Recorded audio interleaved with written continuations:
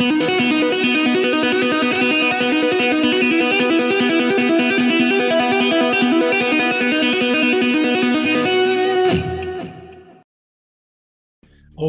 and welcome back to another session of character modeling with me, Smoore. This week we're going to get back into Marvelous Designer because I think it's long overdue that we took a look at this jacket. It can look intimidating when you at first, but don't worry, we start with the basics, we'll break it down, it'll be nice and easy. Alright, so with any project, what you want to do is start with the big shapes and then slowly whittle it down to something more complicated. So initially all we want to do is block in some simple, rectangles that are approximately the right dimension. I know that I want two pieces for the front with a zipper down the center and maybe one piece for the back. So that's what we're going to start by creating. So here we've got a little rectangle and we'll split it to make a neckline. And what you'll notice what I'm not going to put any curves. I'm going to keep this thing as simple as possible. So initially I'm going to keep all the line segments straight.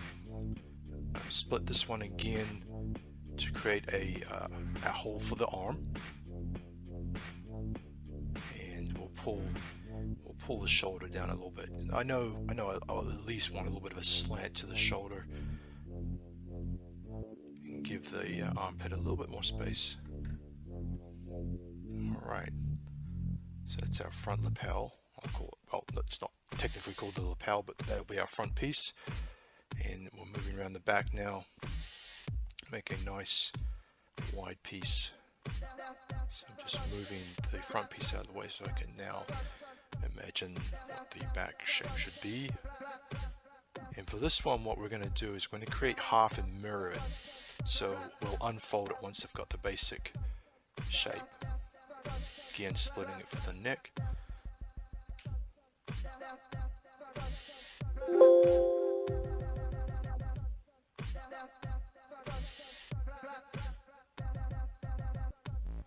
What I'm doing is I'm checking the length of these line segments and then matching them when I split them, typing in the values from the other pattern so that they'll stitch up nicely at the end. So now we have two equal length line segments that will stitch together nicely. Just trying to visualize the neckline from the back. And here we go. Now we can unfold this thing. Have a nice symmetrical pattern, and we'll go back and forth on these things. We're roughing in the shape right now, so it's quite possible we might delete a few points, redo some things, but there we go. There's our back. Switching back to the front, and I'm copying and mirror paste the front piece there. So again, we've got some nice symmetrical shapes. So now we're going to switch to the sewing tool. It's going to start coming together now. This is the exciting part. Sew these segments.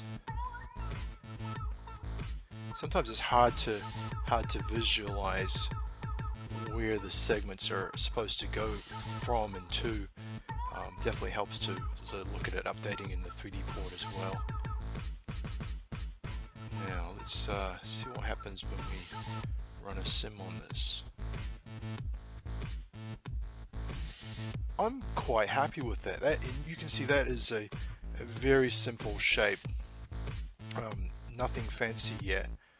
The next step is going to be to adjust these curves so it fits a little better. So here's a couple of examples of patterns I've downloaded off the internet. And the common feature, this one I like because it's very simple, it breaks it down nicely. The sleeve hole, and this represents the sleeve.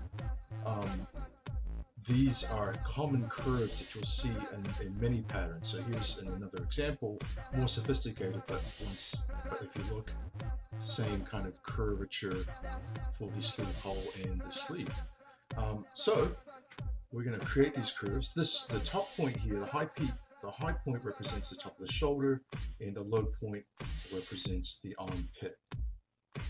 So back to Marvelous Designer, and we're going to recreate this using the Edit Curvature tool. Alright, so the first thing we'll do is just select the edge for the armhole, switch to the Edit Curvature tool, and I'm going to just kind of roughly tweak the curve, you know, using the example pattern as a guide. I'm eyeballing it. The next thing I'm going to do is copy our pattern, and then I'm going to use symmetric paste this time, because with symmetric paste, what we do to the parent side is replicated on the child side, so that just makes life a lot easier.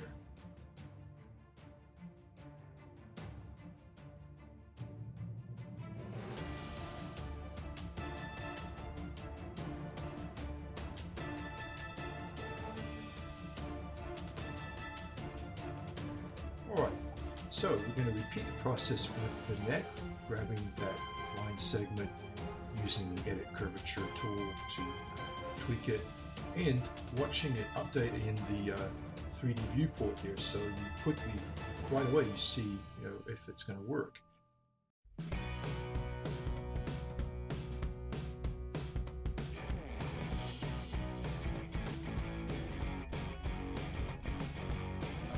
We'll repeat the process for the back armholes.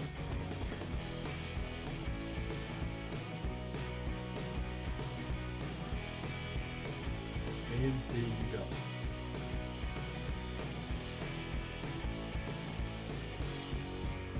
Okay, a little bit more back and forth, tweaking those curves, testing the results with the sim button until we get where we like it.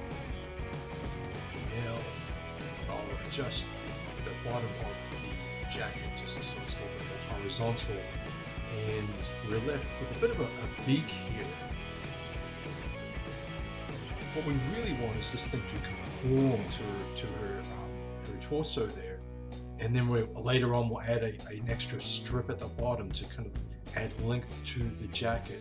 But we want it to be tapering, and the way we can do that is add what's called a dart, and it's pretty easy. All you need to do is add a little wedge to the material.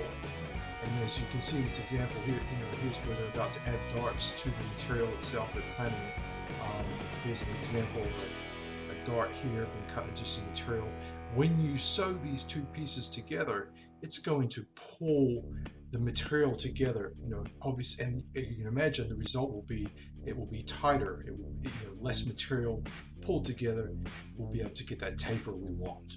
So before we add the dart, I'm going to tweak this straight edge at the bottom here. Just give it a little curve to even, just trying to further even out this bottom line here, the way it hangs. And just a tweak does the job.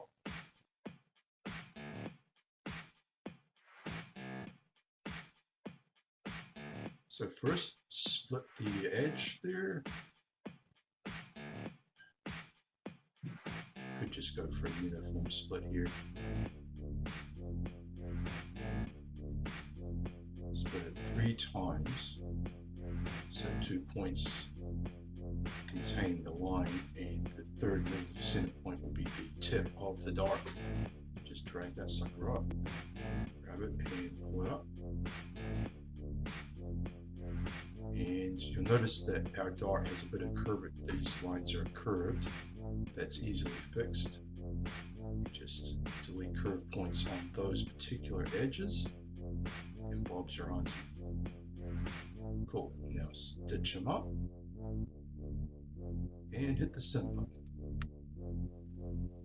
Yeah, it's getting a little better. You can see it's pulled the top end a little bit around her torso, which is good, around her rib cage there. Still a bit of a beak. Now, FYI, maybe the obvious way to get rid of that beak might be to actually split the center lines here. But I don't want to do that because we can pull out the bottom pieces. but I'd rather solve it with these darts because I want to add a zipper later, and the zipper is going to work better with a straight edge. So instead I'm going to play with these darts a little bit, just see if I can get better results from these alone. Yeah, okay, so not perfect, but much better. I think that will work for our purposes. And we shall move on to the sleeve. Alright, now for the sleeve. So the first thing we'll want to do is create another rectangle approximately the length of our arm. You know, we can just kind of guesstimate that for now. And once we have that, we're going to switch back to the torso and measure. If you click, notice if you click on any line segment, it gives you the length. So we are measuring the dimensions of our armhole.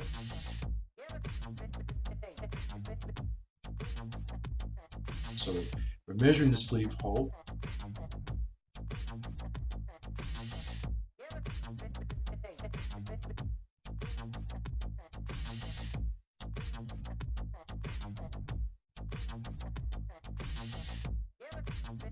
And we get a combined length of 507 millimeters with some change.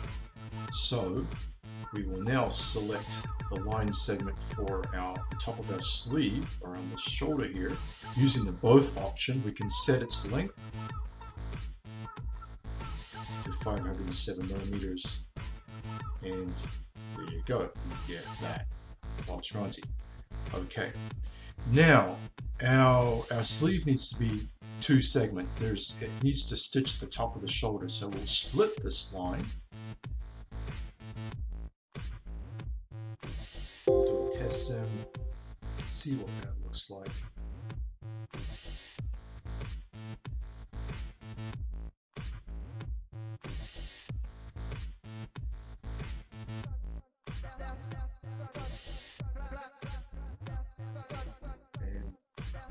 Yeah, a bit ugly under the armpit. You can see the problem because the edges are straight and then they're trying to meet up with these curved edges here. You're going to get this ugly pinching, but not to worry because we're not finished yet. We're now going to, using our example patterns once again as a guide, we're going to pull the center point up, and that being the tip of the shoulder, and convert to curved points. So now we've taken those straight edges and converted into one curve, but now it's a single curve, so we'll split it again to recreate the point that has to stitch into the top of the shoulder.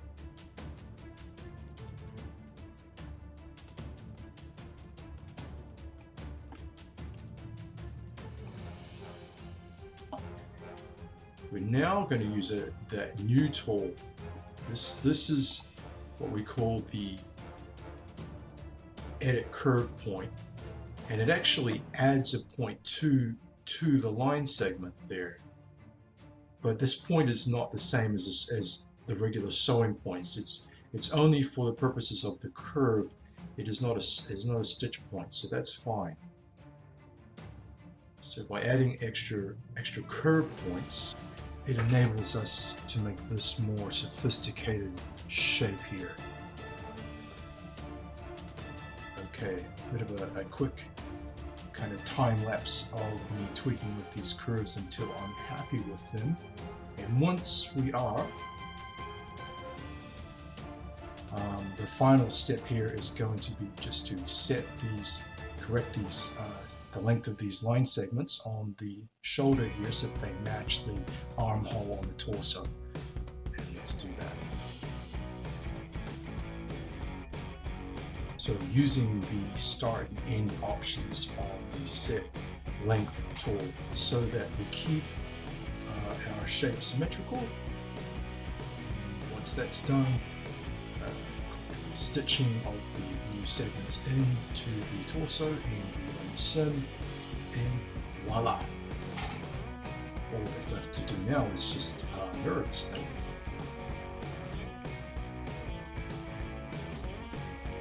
So I like to cheat sometimes, and in this case I thought to mirror the sleeve, I would just mirror the sim sleeve and place it by hand on the other side, stitch it into place and run the sim, and that worked quite fine.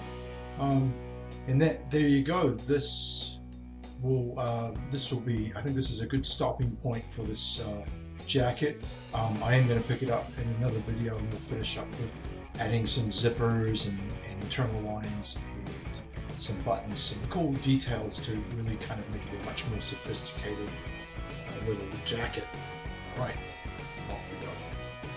So my plan, ladies and gentlemen, for the next month or so is just to knock this model out. I honestly don't think there's much more to do in the background there, so I think I can get her done and record my progress, and that should, get me into next month, and I'll be able to knock out the rest of the videos for this lady in rapid succession. Anyway, that's the goal. I'll do my best, and thank you for your patience, and please subscribe, like, all that good stuff. Thank you very much. Ciao.